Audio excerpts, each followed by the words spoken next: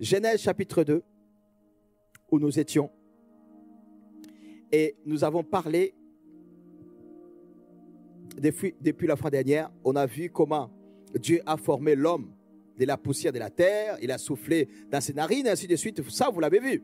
Mais maintenant, on a vu aussi, on a beaucoup parlé sur l'homme. Je pense, mes frères, je ne vais pas revenir là-dessus, mais je reprends juste au verset 20, mais je vais me focaliser sur les sœurs. Mes sœurs, ouvrez bien les oreilles. Là, je suis à l'étape à pouvoir préparer, parce qu'on a vu comment l'homme doit se préparer. La femme également doit se préparer. Pour que tu puisses réussir ta vie de couple, plus tard, c'est important de te préparer. Pour que tu puisses être heureux dans ta vie de couple, c'est important de te poser la question, est-ce que tu t'étais bien préparé? Et ça peut être la raison qui fait qu'aujourd'hui, tu es même en difficulté. Et nous allons voir tout cela. Allons, lisons au verset 20, Genèse chapitre 2. Pourquoi je parle de Genèse chapitre 2? Parce que c'est le commencement. C'est le commencement, c'est là où tout a commencé. Il y a ce qu'on dit, les termes des théologiens qui consistent à la loi de la première mention. La loi de la première mention t'amène à ce que tu puisses voir là où le mot a été décrit pour la première fois dans la Bible, pour comprendre la profondeur, le sens même. Je ne peux pas vous parler du couple sans pour autant faire attention à ces chapitres 2 de Genèse. Parce que c'est là où Dieu nous présente le premier couple de l'humanité, Adam et Ève. Et si tu veux tout savoir sur le couple, là-dedans tu as le trésor, je vous assure. Je pense que même aujourd'hui, vous allez voir que c'est vraiment une mine d'or. Ces chapitres de Genèse chapitre 2, c'est une mine d'or sur l'enseignement sur le couple. Je peux faire même un mois sur ces chapitres.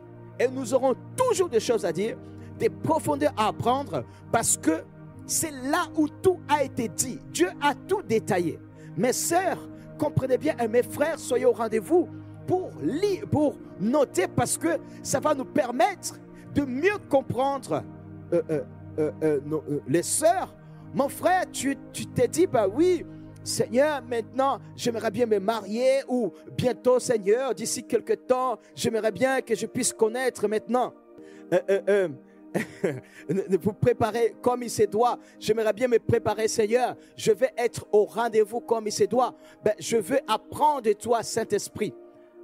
Je veux me préparer pour que je puisse être l'époux parfait. Ou je vais devenir l'époux comme tu attends que je puisse être. Et la clé, c'est d'abord comprendre ce que la femme. Si on passe à côté de cela, on peut se tromper. D'abord, je t'enseigne cette partie-là. Ce soir, c'est ça.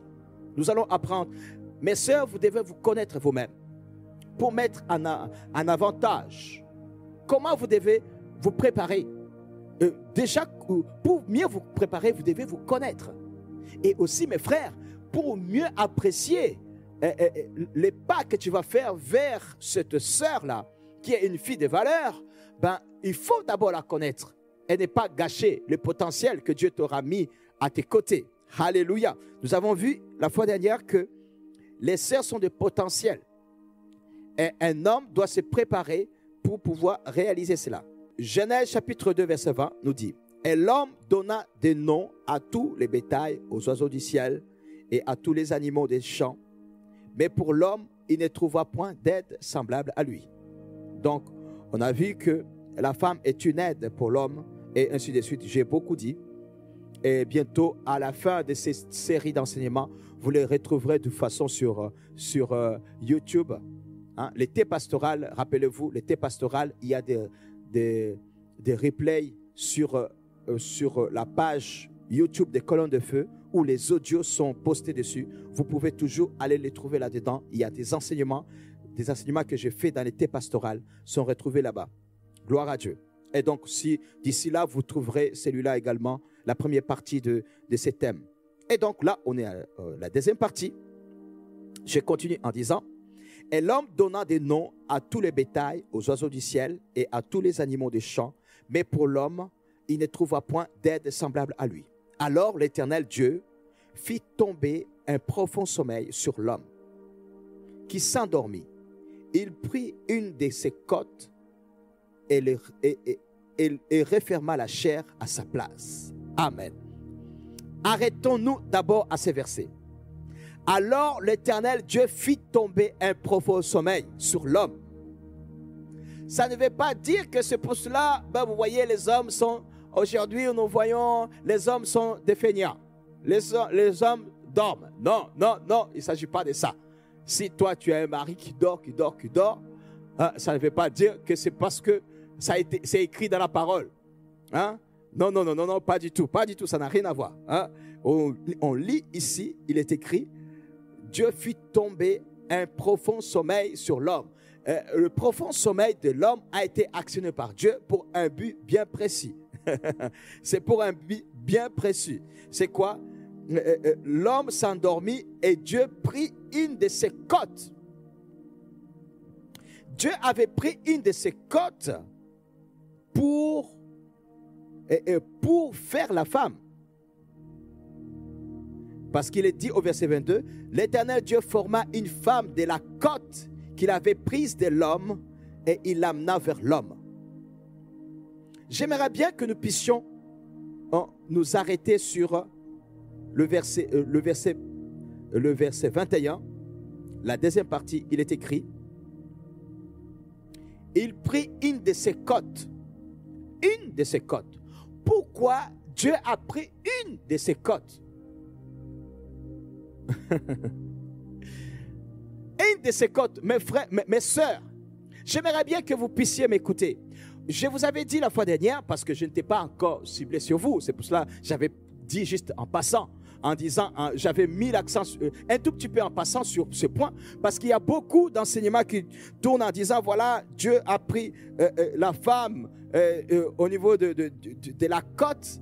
Et c'est pour cela la femme elle est inférieure à l'homme. Pourquoi? Parce que voilà, c'est la partie inférieure. La tête n'est pas au niveau de la tête, mais en dessous. Si elle était égale à l'homme, plein de choses qui sont dites. Mais tout cela, ça n'a pas de fondement. Pourquoi? Parce que non, vous allez comprendre le pourquoi de tout cela. Vous allez comprendre. Dieu fait toutes choses comme il se doit pour un langage bien précis. Écoutez, quand on voit la parole de Dieu, la profondeur de la parole de Dieu, quand il s'agit de côte, mais vous allez voir que ici, côte est utilisé, il y a un mot hébreu, rappelez-vous que cette partie-là de la Bible est écrite en hébreu, c'est bon? Et donc, en hébreu, le mot côte qui est utilisé, il est utilisé une côte. On est bien d'accord? Et Dieu dit une côte. Et même au verset 22, il va reprendre en disant, l'Éternel Dieu forma une femme de la côte qu'il avait prise de l'homme. Pourquoi une et non pas deux? Hein? Pourquoi une et non pas deux? Pourquoi une? Tout simplement parce que, c'est pas tout simplement, c'est parce qu'il y a une profondeur aussi énorme. Parce que Dieu a mesuré la grandeur de la femme, l'impact de la femme à côté de l'homme. Et avant même que Dieu puisse faire la femme, il a mis toute la valeur de la femme dans ces mots-là, la côte. La côte a une signification très importante dans la Bible. En tout cas, en hébreu, ça a un impact. Le mot qui est utilisé en hébreu, tsala, qui veut dire T-S-E-L-A, en hébreu, qui veut dire côte, mais pas n'importe côte. ça décrit, ce mot-là, tu vas le retrouver, à partir d'ici, tu vas le retrouver encore plus loin dans Exode. Il va falloir aller dans Exode 25, c'est là que tu vas retrouver ce mot-là. Et ce mot, tu vas retrouver uniquement quand Dieu va parler Exode 25, c'est là que Dieu donne des directives au niveau de la construction de l'arche, l'arche de l'alliance. Et c'est la partie, une des parties de l'arche de l'alliance que Dieu va appeler la côte. La partie qui a été utilisé, qui a été pris de l'homme pour façonner la femme. Celui qui connaît qu'est-ce que l'arche va tout comprendre. L'arche veut dire la gloire. L'arche, c'est la présence de Dieu. C'était la présence manifeste de la gloire de Dieu. C'était la présence de Dieu d'une manière où le peuple d'Israël, quand l'arche était là, Dieu était là. Oh, vous commencez à comprendre? Dieu a dit que l'homme, il faut que l'homme ne soit pas seul. Nous lui ferons une aide. Mes frères, la femme n'est pas seulement une personne, mais la femme est la manifestation de la gloire de Dieu. Nous devons réaliser cela. Et quand on réalise quelle est la femme, tu vas comprendre pourquoi les sages, Salomon va dire: une femme vertueuse est la couronne de son mari. Pourquoi il va parler de la couronne? Parce qu'il veut dire que oui, la femme est la gloire du mari. Nous trouvons ça dans Proverbes chapitre 12 verset 4, où Salomon dit: une femme vertueuse est la couronne de son mari. Pourquoi il va utiliser le mot couronne? Ce n'est pas tout simplement parce que la femme elle est importante, non, parce que Salomon fait allusion à l'arche, à la gloire qui manifeste la femme. Et cette même gloire que Dieu avait dit Dieu avait pris la côte, une côte. Oui, parce que oh, c'est beau, c'est merveilleux. Pourquoi? Écoute-moi très bien. Pourquoi? Parce que Dieu a établi que l'homme, un jour, la femme, la présence de la femme à côté de l'homme est un langage prophétique sur la vie de l'homme, en démontrant que cela fait que la gloire, l'homme ne doit pas se dissocier de la gloire de Dieu. Et c'est pour cela que il a pris une des côtes en disant de l'autre côte qui est le côté de l'arche. La gloire est appelée à être collée comme, on va dire, oui, les siamois, si je peux dire. Les siamois de l'homme, c'est la gloire de Dieu. Là où est Dieu, là où devait être la gloire, avec laquelle l'homme devait marcher avec. Dieu lui-même est venu présenter à l'homme la femme. Dieu est venu démontrer sa gloire. La beauté de la femme démontre encore comment est la femme par rapport à l'homme. Et il va pouvoir dire: hey, tu en prends soin. C'est une gloire que je te donne. Tu dois en prendre soin.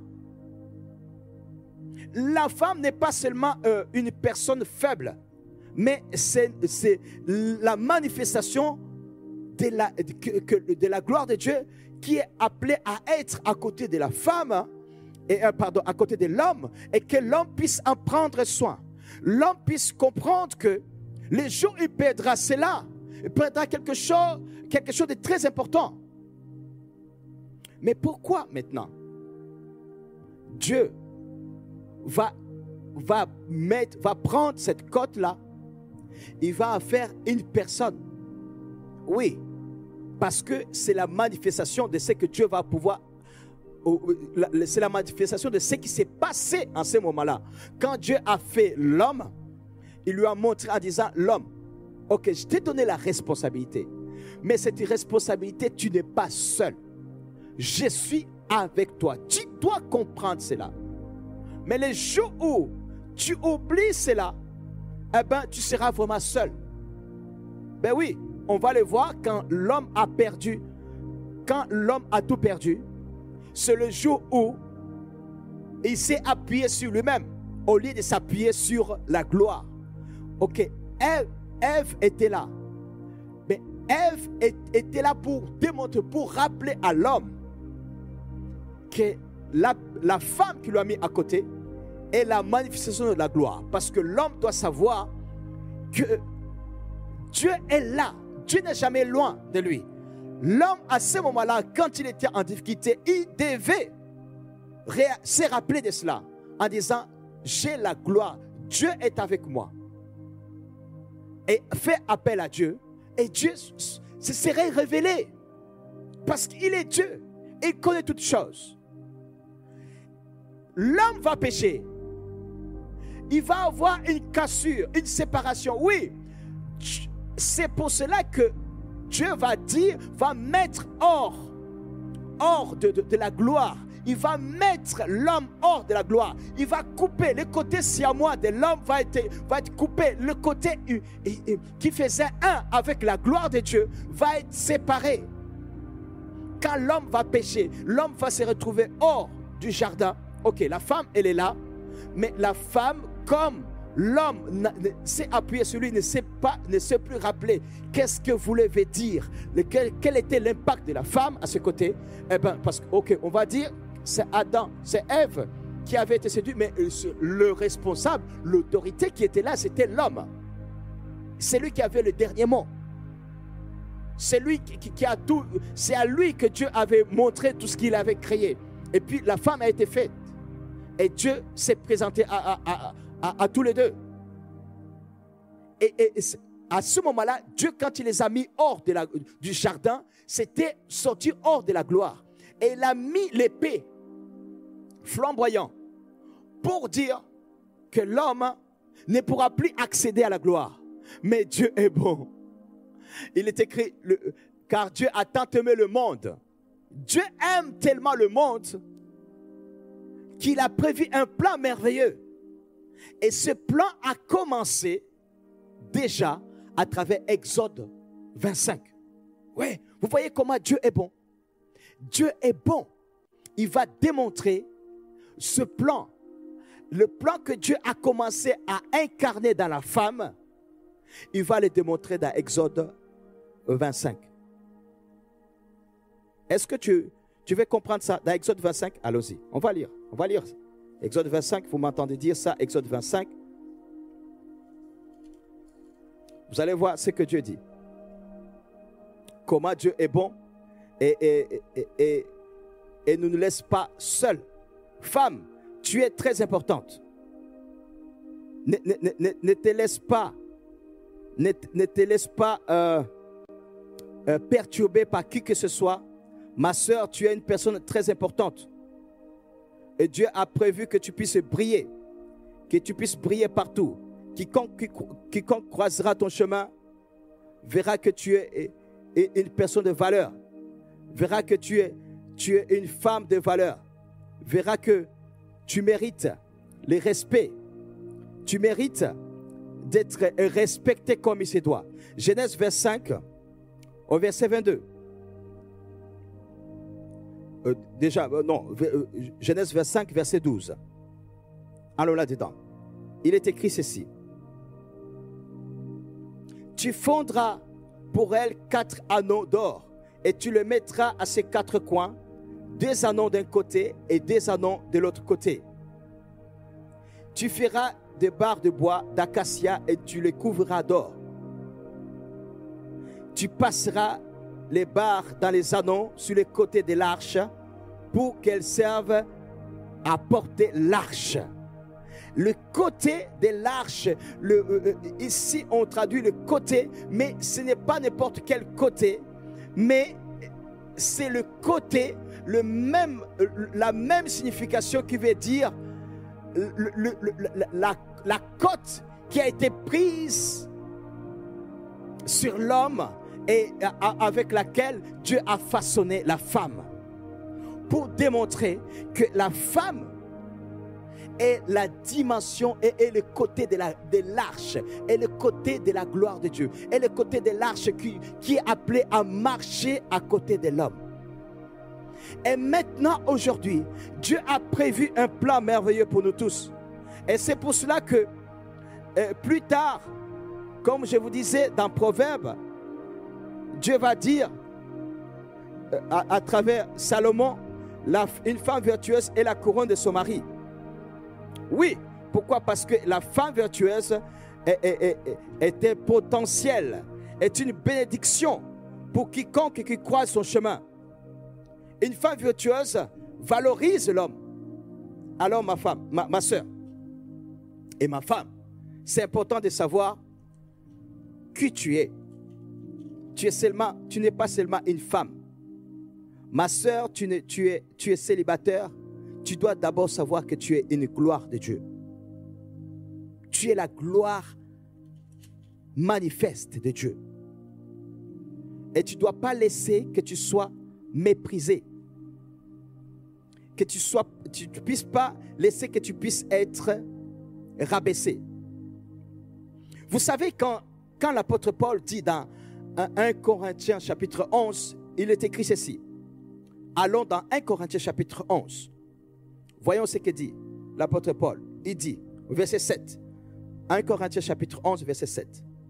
L'homme ne doit pas se couvrir la tête, puisqu'il est l'image et la gloire de Dieu, tandis que la femme est la gloire de l'homme. Hey! Vous avez entendu? La femme est la gloire de l'homme. La femme valorise. Ce n'est pas à dire que la femme est rabaissée. Non, non, non, non. Non, non, non, non. La femme est la gloire de l'homme. Et ici, souvenez-vous, l'apôtre Paul est en train de parler à un auditoire des Juifs. Il parle aux Juifs en se basant sur la loi. C'est bon?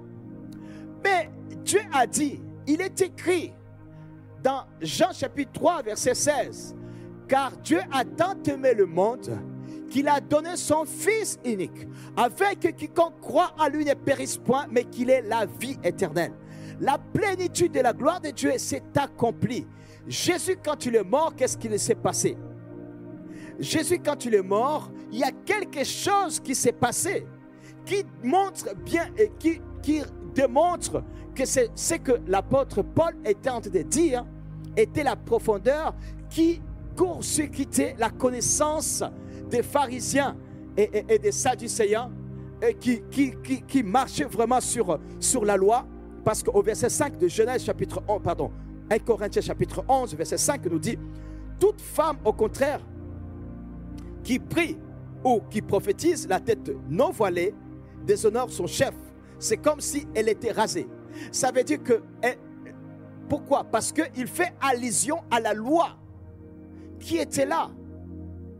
Mais nous savons, mais c'est vrai, selon la loi, la femme était voilée. Pourquoi? Parce que tout simplement, cette manière-là où l'homme devrait porter la gloire. Souvenez-vous que quand Moïse est descendu avec la loi et pour démontrer comment Dieu marchera avec son peuple, il a fallu que Moïse soit voilé. Pourquoi? Parce que Moïse était rempli de la gloire. Et de même, la femme était appelée à se voiler pour que le peuple puisse le voir. Moïse était appelé à se voiler, il devait se voiler pour que le peuple puisse le voir, pour qu'il puisse parler au peuple. C'est l'image, ce peuple-là, c'est l'image de cet homme-là qui s'est éloigné de la gloire de Dieu. Et l'homme déchu ne pouvait plus pleinement bénéficier de cette gloire. Il fallait un voile qui va atténuer la gloire qui était sur Moïse. Et Dieu va mettre cela dans la loi en disant la femme, comme la femme est la gloire de l'homme, et donc la femme devait se voiler afin que l'homme qui est sous la loi puisse marcher avec cette gloire à ses côtés, puisse dormir avec cette gloire à ses côtés. Sinon, la gloire, c'est une gloire. L'homme devrait prendre soin de cette gloire sans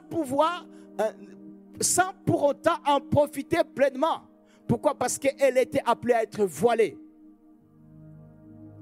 À tout moment, ça dit tu ne pouvais pas, la femme était voilée, elle devait se couvrir pour que qu'on ne puisse pas être vue. et ne puisse pas être découverte de tout le monde. Les gens ne puissent pas voir. Tu vas voir quelqu'un qui passe, mais te dit, mais c'est quelle femme ça? C'est la femme de qui?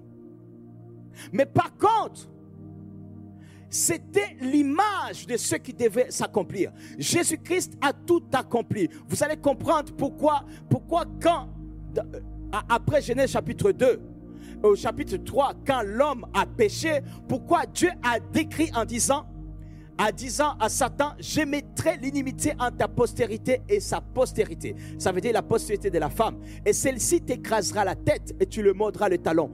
Pourquoi Dieu, depuis le chapitre 3, verset 15, il a prévu la venue de Jésus. Pourquoi? Parce qu'il y avait ce qui s'était accompli dans le chapitre 2, chapitre 2, était perturbé, était compromis.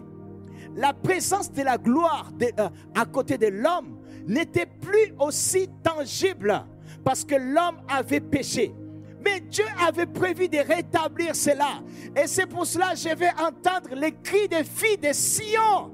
Et les filles de Sion qui m'entendent ce soir, vous devez crier Alléluia. Pourquoi? La bonne nouvelle pour vous, c'est que Jésus-Christ est venu à la croix. Jésus a tout accompli. Et qu'est-ce qui s'est passé dans le temple? Écoute bien. Quand on parle de ça là, veut dire aussi le côté du temple. Les côtés du tabernacle. Les côtés du tabernacle étaient utilisés, avaient la même appellation, la côte. On appelait la côte. C'est le même mot, la côte. Le côté de l'arche de l'alliance était appelé la côte. Le côté du tabernacle était appelé la côte. Mais qu'est-ce qui s'est passé? Dans le tabernacle, il y avait le voile. Le voile qui séparait le lieu saint et le lieu très saint.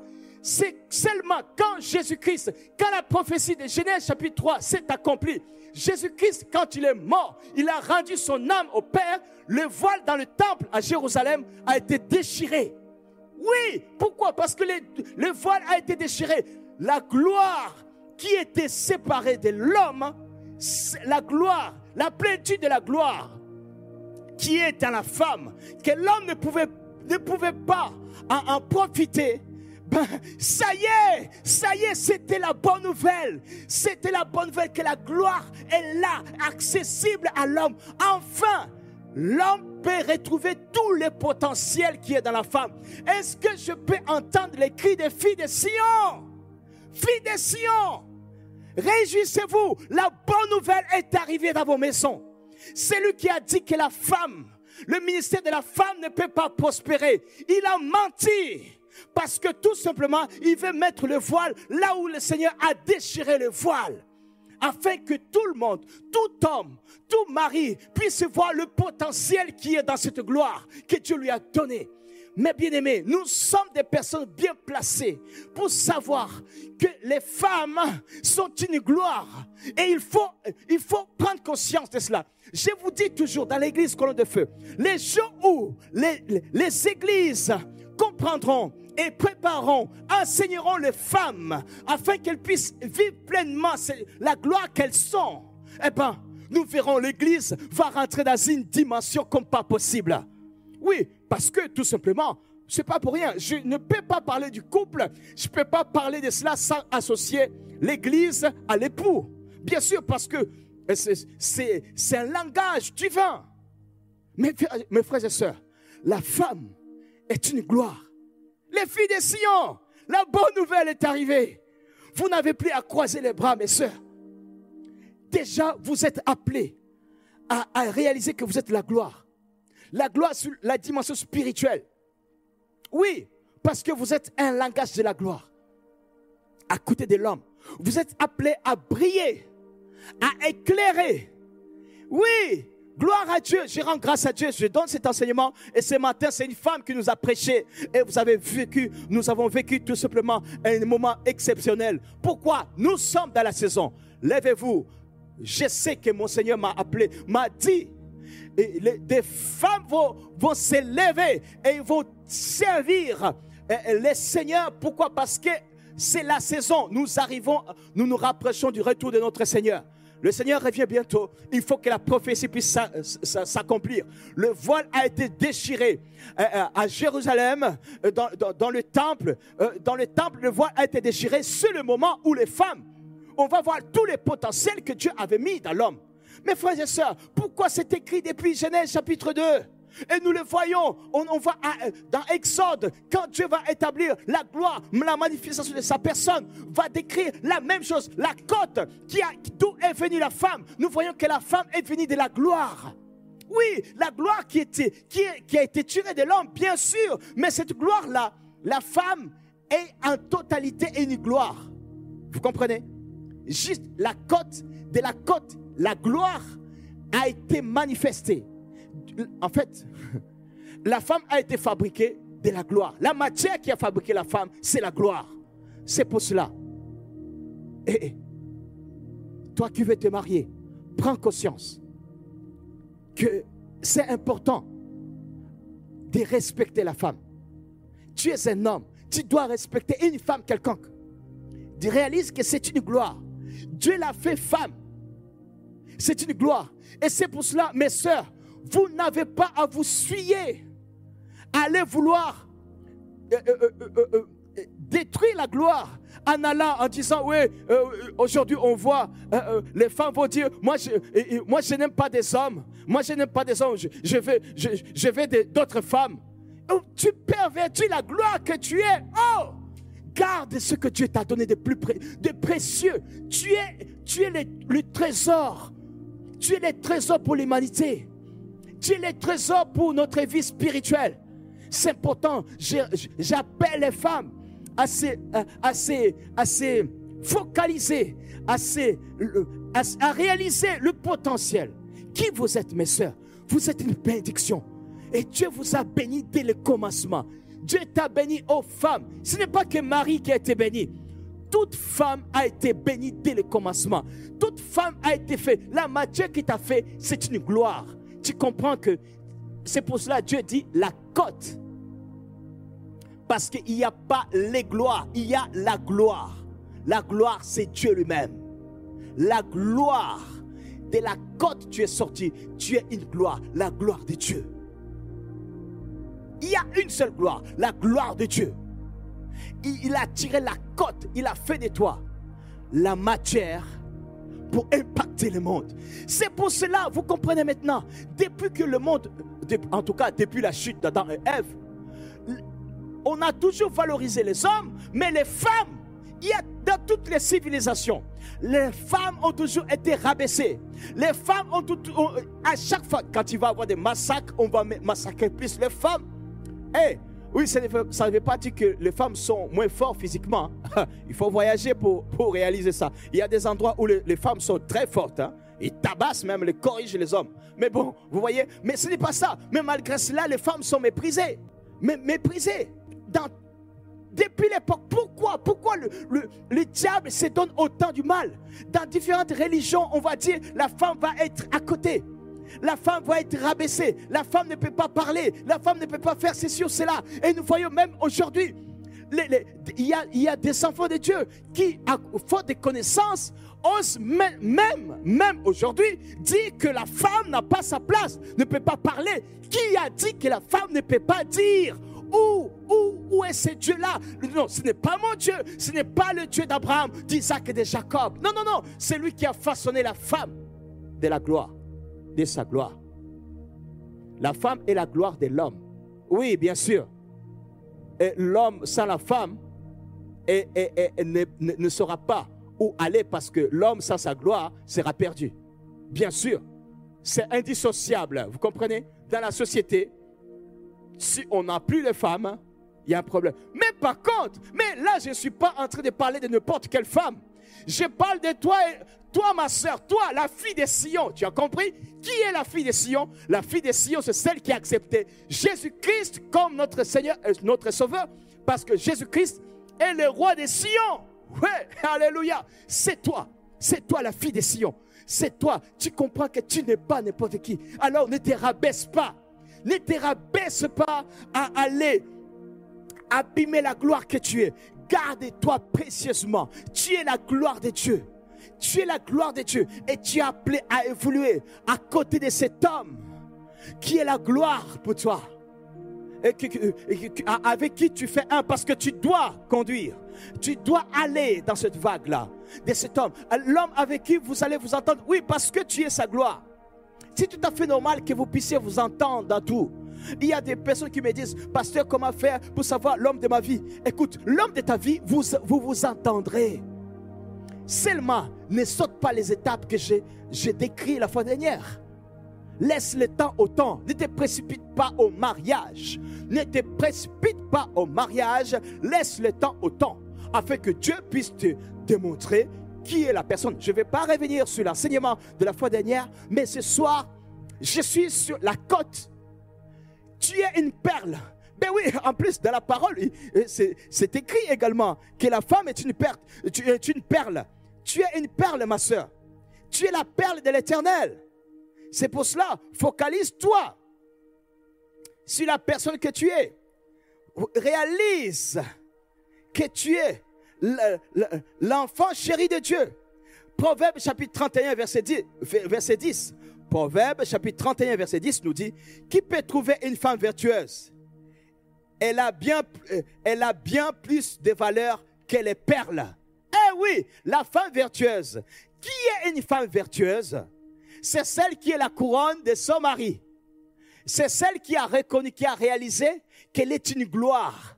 En elle-même, il y a tout pour permettre à ce que l'homme puisse évoluer. L'homme, la femme qui évolue aujourd'hui, dans la nouvelle alliance, c'est la femme qui est vraiment la gloire. Pourquoi? Parce que le voile a été déchiré. La gloire, maintenant, on va dire, ok, il y a plus de gloire sur l'homme que sur la femme? Non. Ne déforme pas ce que l'apôtre enseigne. L'apôtre Paul veut décrire, son auditoire, c'était des Juifs. Il veut leur montrer qu'est-ce qui est écrit dans la loi. Mais aussi en démontrant où est la femme, le rôle de la femme. Ils n'ont pas à rabaisser la femme. La femme, ils doivent réaliser que la femme, c'est une gloire. Et dès là, pour nous, dans la nouvelle alliance, on doit comprendre pleinement que Jésus-Christ a permis à ce que le voile soit déchiré. Pourquoi? Il ne puisse plus avoir la séparation. Rappelle-toi que la gloire est la côte. Mais l'objectif, c'est que cette gloire-là, aujourd'hui, elle n'est plus seulement la côte, mais elle fait un avec nous. Le voile a été déchiré, la séparation et le côté, on fait un avec la gloire. Nous faisons un. Ça veut dire quoi? Ça veut dire que la gloire qui est dans l'homme, c'est la gloire qui est dans la femme. Et la femme, Dieu, il y a une particularité de la femme. À ne pas oublier, la femme a été fabriquée de la gloire. Eh oui, tu es une gloire, ma soeur. Alors, personne ne doit t'arrêter. Oui, je donnerai. Il y a un jour, je vais donner. On parle souvent des hommes. C'est pour cela. Eh, mes frères, ne pensez pas que vous êtes rabaissés maintenant. Hein, vous êtes nuls, ainsi de suite. Non. On parle souvent, on prêche souvent sur les hommes. Là, l'Esprit de Dieu me conduit à ce que je puisse parler sur les femmes. Oui, les filles de Sion, vous avez été faites de la gloire. Et c'est pour cela, réalisez que Dieu attend beaucoup de vous. Vous devez vous laisser enseigner. Laisse-toi enseigner, ma soeur. Laisse-toi conduire à être éduqué. N'écoute pas les gens qui vont dire ce n'est plus la peine d'aller dans les églises. Écoute, ce n'est plus la peine. Ce n'est plus la peine. Je vais prendre ma Bible, je vais lire, et puis voilà. L'Esprit de Dieu est là. Il va m'enseigner. Non, tu as besoin des enseignants. Comme tu viens de l'apprendre aujourd'hui. D'un seul verset. Rappelez-vous, on est toujours dans Genèse chapitre 2 au verset 22. Un seul mot, la côte. On a parlé juste de la côte. Vous voyez, comme je vous disais au début, qu'à travers ce chapitre, il y a tellement de choses que nous pouvons dire sur le couple. Et ce soir, l'objectif c'est quoi? C'est que toi, ma soeur, tu puisses savoir, tu es une gloire. Tu es une gloire. En plus, tu es la fille de Sion. Tu as accepté Jésus comme ton Seigneur et ton Sauveur. Donc, tu es vraiment pleinement la gloire de Dieu. Et toi, mon frère, hey, tu vois cette fille-là que tu regardes. Elle est belle, hein? Ah ouais? Réalise que c'est une gloire. Et prépare-toi à avoir une gloire. Pourquoi? Parce qu'elle va te rendre que tu puisses prier. C'est pour cela que Salomon dit, la femme vertueuse est la couronne de son mari. Oui, parce que c'est une gloire. La femme est une gloire. Elle te valorise. Elle va te valoriser. Elle va faire qu'on puisse voir que tu es roi. Alors, focalise-toi à prendre du temps à trouver la couronne qui est à ta taille. Ne te trompe pas sur la couronne qui est à ta taille. Si tu te trompes de la couronne qui est à ta taille, eh bien, tu ne pourras pas en profiter. Mais par contre, si tu prends la couronne qui est parfaite, calibrée à toi, ça te permettra d'être vraiment valorisé, roi que tu es. C'est pour cela, la même chose que j'ai dit à la femme, ne te précipite pas à prendre celle que tu vois en disant, c'est elle ma femme. Laisse le temps au temps. Dans le temps, on voit beaucoup de choses. Et ça te permet de savoir, celle-ci est la couronne qui m'est adaptée. Ce n'est pas parce qu'elle sourit, ce n'est pas parce qu'elle est gentille, non. Ce n'est pas parce que tu vois, elle est gentille que tu vas prendre. Non, non, non, on ne prend pas la personne par la gentillesse, on n'épouse pas quelqu'un par son comportement, on épouse d'abord quelqu'un parce qu'on est amoureux, et deuxièmement, parce que tout simplement, bien sûr, parce qu'on est amoureux, on l'aime, on la trouve belle, on le trouve beau. Oui, parce que tu ne vas pas prendre quelqu'un que tu vas fuir. Hein? Les femmes, tu ne vas pas, ma soeur, tu n'as pas à prendre un homme que tu vas pouvoir avoir honte de sortir avec pour aller, vous êtes invité quelque part. Non, non, non, non, non, non, non, non, non. Écoute, tu dois voir, tu vois que, oui, voilà. Ne dis pas, non, écoute Seigneur, on verra, ça se fera avec le temps. Ça se fera avec le temps. Tu penses qu'il va passer dans une machine et changer? Non. C'est pour cela, vois, regarde d'abord, apprécie d'abord comment il est. S'il est beau, tu le trouves beau pour toi, écoute, tu le prends. Non, ce n'est pas que ça. C'est la première étape. Et puis après, d'autres étapes viennent. Et les critères de la beauté sont relatifs d'une personne à une autre. C'est relatif. D'une personne à une autre. Oui, là où telle voit belle ou beau, l'autre ne verra pas du tout. Ça veut dire tout simplement, ce n'est pas la couronne à ta taille, mon frère. Hein? Laisse tomber. Hein? Laisse tomber et tu trouveras la couronne à ta taille. Et là, vous pourrez prospérer ensemble. Tout cela, réalisez d'abord la valeur de la femme. Quand tu regardes la femme, regarde ce que c'est une perle. Plus qu'une perle, c'est la gloire manifestée. Et quand tu feras le pas, maintenant fais le pas en respectant cette gloire. Étape par étape. Étape par étape. C'est pour cela que tu as besoin du temps. C'est pour cela que les mariages qui ont plus de difficultés, les gens qui se sont mariés dans la précipitation, à un moment donné, ils sont en difficulté. Deuxièmement, le mariage, les gens qui vont se marier par pitié, en disant oui, écoute, toute la famille, tout le monde l'aime, les gens l'aiment, écoute, je vais le prendre. Écoute, c'est pas ta famille qui va l'épouser, c'est toi qui vas l'épouser. Hein? Ou bien les proches, parce que tout le monde dit c'est une fille bien, tout le monde dit c'est un homme bien, tu le prends. Non, non, non, non, qu'est-ce que toi tu ressens? Est-ce que toi tu te sens vraiment, tu sens que tu seras une couronne pour cet homme-là? Et toi, jeune homme, aux jeunes gens, est-ce que tu vois que c'est une gloire pour toi? Comment tu sauras? Ce n'est pas parce que tu l'as vue, elle passe devant toi. Elle est belle. Hein? Et tu dis maintenant c'est celle-ci ma femme. Non, tu as besoin du temps. C'est pour cela on assiste beaucoup à des couples ratés. Pourquoi? Parce que dans les gens, parce qu'ils ne sont pas enseignés, ils vont dire oui, Dieu m'a dit, parce qu'elle est passée, et quand je l'ai vue, c'est celle-ci. Pasteur, j'ai vu ma femme hier. Elle est passée devant moi, j'ai trouvé. C'est elle qui sera ma femme. Ok, tu l'as vue, elle est belle, oui. C'est juste le début de tout. Bien sûr, tu dois d'abord voir qu'elle est belle. Mais ce n'est pas la raison de dire que c'est ta femme. Parce que si tu te laisses le temps, tu verras peut-être qu'elle n'est pas, et vous n'êtes pas appelés à être ensemble. Peut-être que vous pouvez évoluer différemment en tant qu'amis, tout simplement une connaissance respectable, mais pas forcément d'être mari et femme. Et c'est pour cela que nous retrouvons souvent même des drames dans la vie des couples chrétiens, tout simplement parce que les gens n'ont pas été enseignés. Il n'y a pas eu des enseignements adaptés à cela.